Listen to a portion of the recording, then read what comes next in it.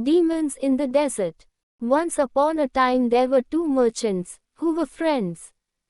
Both of them were getting ready for business trips to sell their merchandise, so they had to decide whether to travel together. They agreed that, since each had about 500 carts, and that they were both going to the same place along the same road, it would be too crowded to go at the same time.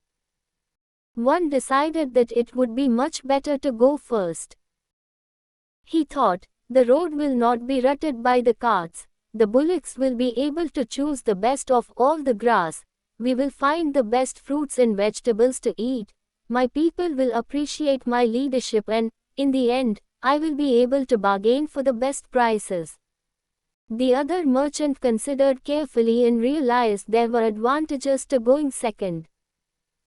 He thought, my friend's carts will level the ground so we won't have to do any road work, his bullocks will eat the old rough grass and new tender shoots will spring up for mine to eat. In the same way, they will pick the old fruits and vegetables and fresh ones will grow for us to enjoy. I won't have to waste my time bargaining when I can take the price already set and make my profit. So he agreed to let his friend go first. This friend was sure he'd fooled him and gotten the best of him, so he set out first on the journey. The merchant who went first had a troublesome time of it. They came to a wilderness called the waterless desert, which the local people said was haunted by demons. When the caravan reached the middle of it, they met a large group coming from the opposite direction. They had carts that were mud-smeared and dripping with water. They had lotuses and water lilies in their hands and in the carts. The head man, who had a know-it-all attitude, said to the merchant, "Why are you carrying these heavy loads of water? In a short time you will reach that oasis on the horizon with plenty of water to drink and dates to eat.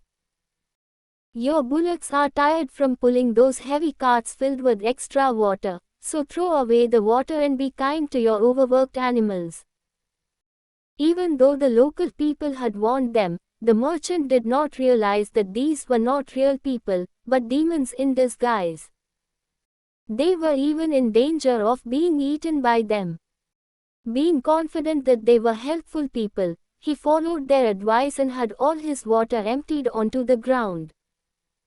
As they continued on their way, they found no oasis or any water at all.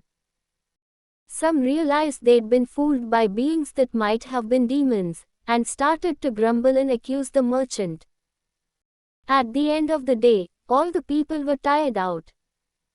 The bullocks were too weak from lack of water to pull their heavy carts.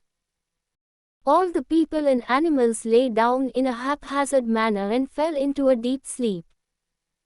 Lo and behold, during the night the demons came in their true frightening forms and gobbled up all the weak defenseless beings.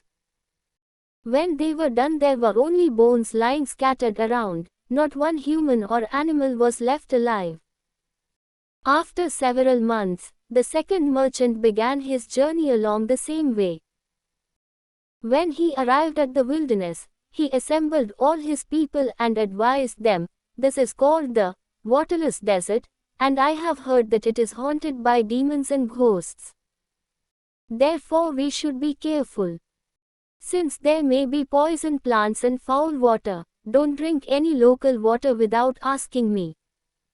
In this way they started into the desert. After getting about halfway through, in the same way as with the first caravan, they were met by the water-soaked demons in disguise. They told them the oasis was near and they should throw away their water. But the wise merchant saw through them right away. He knew it didn't make sense to have an oasis in a place called waterless desert. And besides, these people had bulging red eyes and an aggressive and pushy attitude, so he suspected they might be demons. He told them to leave them alone, saying, "We are businessmen who don't throw away good water before we know where the next is coming from." Then seeing that his own people had doubts, the merchant said to them, "Don't believe these people, who may be demons, until we actually find water.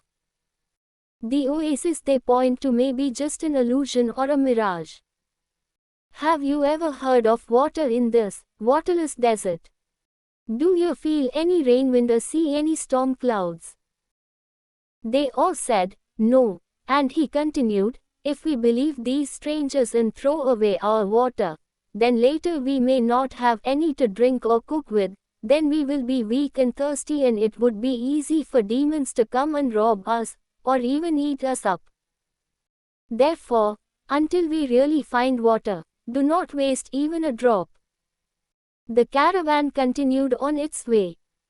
That evening it reached the place where the first caravan's people and bullocks had been killed and eaten by the demons. They found the carts and human and animal bones lying all around. They recognized that the fully loaded carts and the scattered bones belonged to the former caravan. The wise merchant told certain people to stand watch around the camp during the night.